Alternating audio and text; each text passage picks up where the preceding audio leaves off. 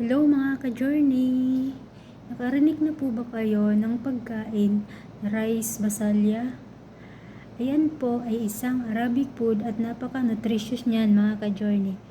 Kung di nyo pa yan naririnig at nakikita paano ang pagluto, tara samahan nyo akong magluto. Let's go!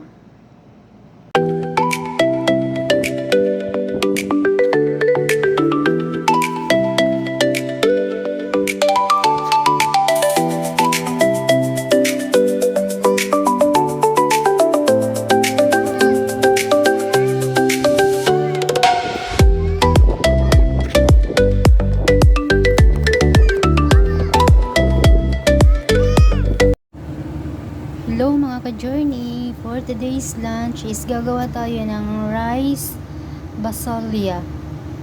Ito po meron tayong hiniwang sibuyas, nor cube, tomato paste, asin, paminta, at ito po yung basalya. Yung basalya po is green peas. Ayan po ang Arabic ng green peas, basalya. Ayan. Meron tayong ditong asin, paminta,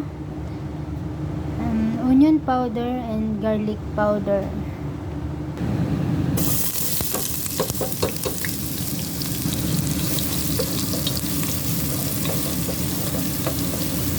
So, gisayin natin ang sibuyas, palabasin ng aroma. Then, takpan saglit, mga 2 minutes. Buksan. Haluin.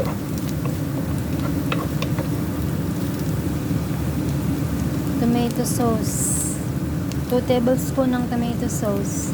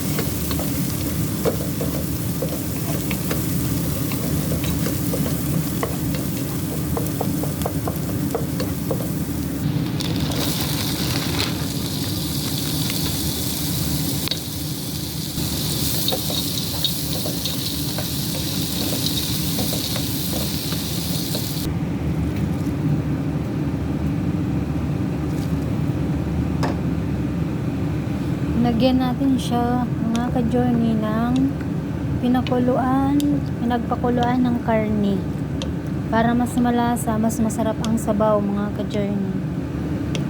Ito po yung ating pansahog, pinapalambot natin na huli kasi matigas pa siya mga ka-journey.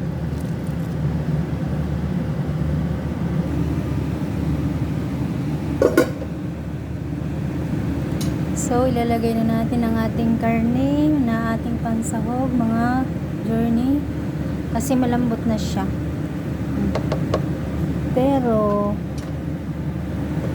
ang maganda talaga dito is, ang maganda talaga dito mga ka-journey is, isasabay mo siya sa paggisa.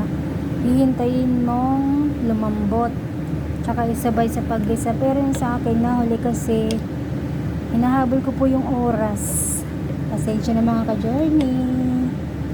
Ayan na po, tapos ng ating basalya with laham. Laham is karne. Sa Arabic is laham. Ito ang lunch ng mga boss. Ayan. Luto na siya. Ready na iserve sa mga boss. At ito naman ang ating rice. Hinihintayin natin hanggang sa maluto. And then pagkaluto is isa-serve na natin sa mga boss, mga ka-journey. So yan lang guys, mga ka-journey, for today's video is tatapusin na natin ang ating ginagawa. Thank you for watching mga ka-journey. Bye-bye!